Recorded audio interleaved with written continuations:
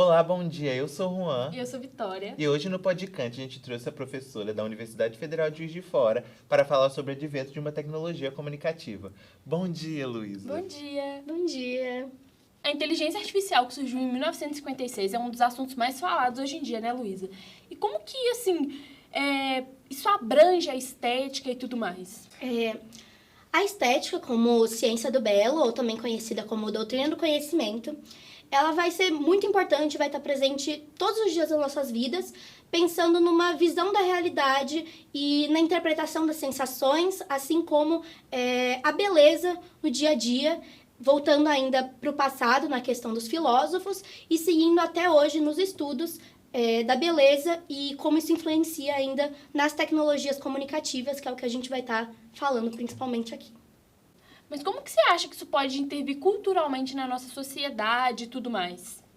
Partindo primeiramente da questão das inteligências artificiais, como foi citado, mas também nas tecnologias comunicativas e todo esse mundo digital que vem se desenvolvendo a partir desde lá das revoluções industriais, da questão do desenvolvimento dos meios de comunicação, a gente pode dizer que a influência no nosso dia a dia e até há muitos anos atrás é incontestável e que tanto no sentido positivo quanto no sentido negativo, pensando nas nocividades dessa dependência muito grande entre os seres humanos e as redes, né, as interfaces digitais, mas também as potencialidades que a gente consegue adquirir a partir dessas tecnologias, como, por exemplo, essa interculturalidade que é promovida através dessas redes, das mídias sociais e de outras tecnologias, como também essa diminuição de distâncias no que diz respeito à propagação do conhecimento.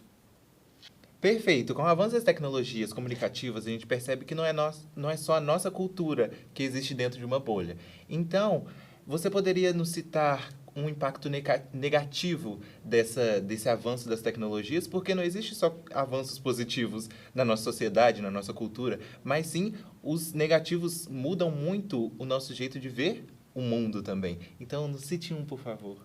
Como um dos pontos negativos, eu acho que a gente olha muito para a questão da dependência do homem em relação à tecnologia, esse mundo digital, principalmente pensando nessa questão de passar a observar o digital, a tecnologia como uma extensão do homem, o que faz com que todos esses seres humanos, os indivíduos, percam um pouco das suas potencialidades na questão de não explorar elas o suficiente e perder muito do que a gente tinha antes na questão dos filósofos, na questão da reflexão e até mesmo, né, partindo da questão da estética, da sua origem, né, que é justamente essa análise do belo e que envolve complexidade e outros aspectos que vão sendo perdidos com o tempo, principalmente ali quando começa a comunicação de massa, quando as pessoas perdem um pouco da sua individualidade em decorrência das mensagens serem muito generalizadas e as pessoas passam a ter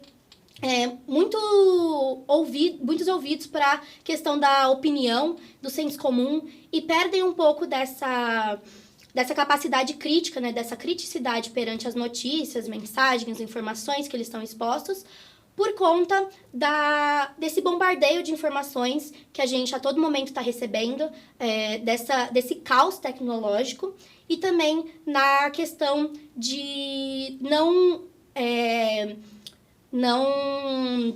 olhar a fundo as questões que estão sendo apresentadas, né? Então, fica uma coisa muito mais rasa e que perde essa conexão entre o mundo sensível, que é essa realidade que a gente está, e o mundo inteligível. As pessoas não têm mais tanto essa potência de tentar conquistar o mundo das ideias e estar de frente para o conhecimento, já que tem essa influência toda das mídias, das redes sociais, em que o conforto é priorizado e não a reflexão. Fotos e vídeos são representações seletivas da realidade, né? Elas podem incluir, excluir. Então, os cineastas, os fotógrafos, eles mudando ali ângulo, foco e fatores que podem influenciar no que está sendo gravado, no que está sendo filmado e tudo mais, pode influenciar na forma como a gente tem a imagem no final, sabe? O verdadeiro real, não é? As fotografias, os vídeos, as mídias no geral, né? Elas vão ser muito importantes para registrar o nosso momento, mas como na pergunta, né, já está ali implícito, eles vão também mudar muito a realidade numa questão de pensar na manipulação de imagens, de conteúdos que existem nos dias de hoje. Então, por exemplo, a gente vai pensar muito nos filtros que nós somos expostos mediante as redes sociais e dentro desse mundo tecnológico mesmo, e que, querendo ou não, a gente acha que nós temos aquela passividade do indivíduo foi deixada de lado e que as pessoas, a gente tem consegue controlar muito das nossas atividades, mas é uma coisa ilusória que nós acreditamos, porque na realidade a gente é muito pautado ali no algoritmo, nas questões das redes sociais, e a gente já é exposto para um tipo de conteúdo que é baseado nas nossas pesquisas, baseado nos nossos interesses, né? Então, a gente é exposto para algo que já tem uma questão de lucro envolvida. Isso faz com que essas mídias e etc. façam com que a gente não tenha contato com coisas tão diferentes, que é justamente o que a filosofia vai abordar no começo, nessa questão da estética, de tentar ampliar os horizontes. E o que as mídias sociais vão fazer com que se torne mais difícil.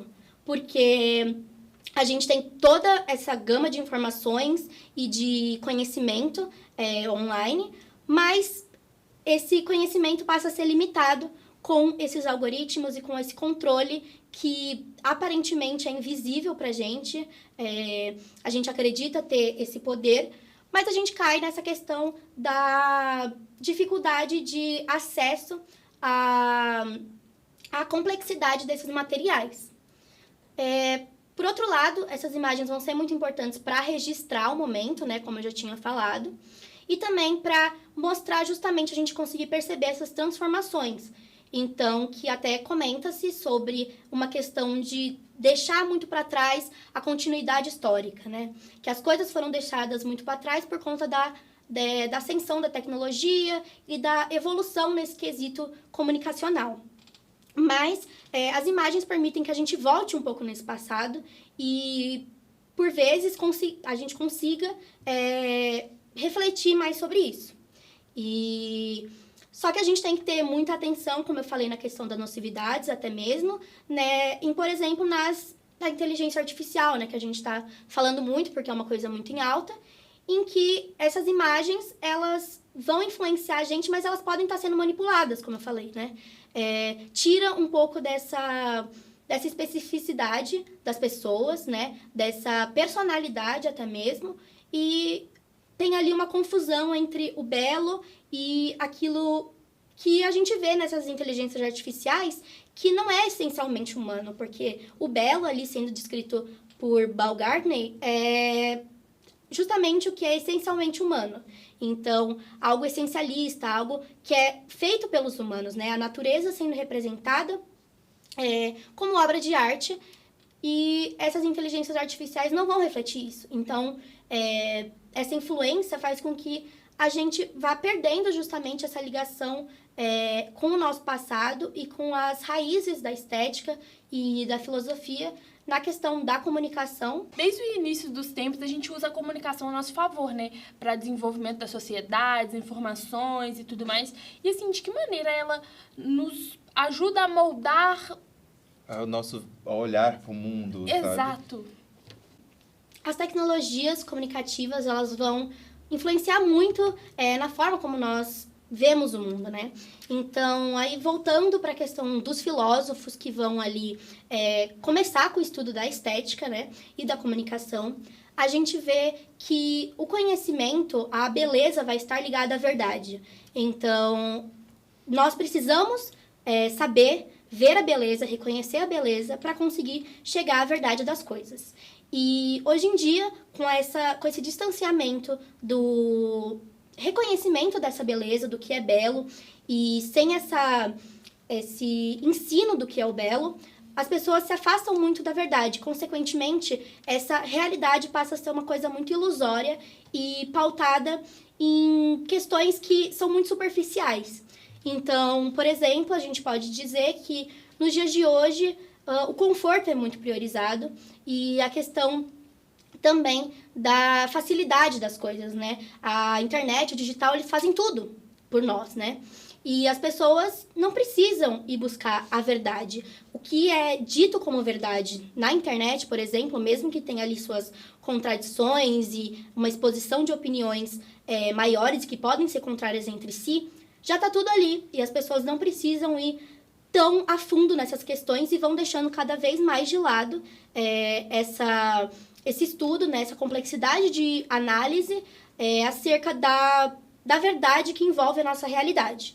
Então, cria-se também um universo, assim, muito mais superficial mesmo, como eu falei, e também numa questão de não se aprofundar no conhecimento e querer voltar para as ideias centrais, né? Pensando muito no que o Platão até mesmo fala sobre a teoria da reminiscência, de que a gente já tem o conhecimento das coisas, mas a gente precisa se relembrar dessas coisas e, através disso, a gente precisa ter contato com a nossa alma. Só que hoje em dia, com esse bombardeio de informações, com todas as atratividades da internet, ninguém procura muito isso, né? Esse contato com a alma é deixado muito de lado e o corpo é priorizado. As materialidades são priorizadas e o sublime fica muito de lado, até mesmo como o Kant mesmo vai falar. E é isso, né, Luísa? Você tem alguma coisa para finalizar? Eu acho que a questão que a gente tem que deixar para reflexão é justamente essa questão do distanciamento que a nossa sociedade está tendo da beleza, das questões filosóficas da razão, da lógica, que a gente é muito influenciado por essas mídias e a gente precisa começar a ver as coisas mais de perto e não só através das telas, né? E foi isso o episódio de hoje, gente. Muito obrigada, Luísa. Foi muito bacana ter você aqui com a gente. E não se esqueçam que semana que vem, às 10 horas, tem outro episódio de Podcante. Beijos!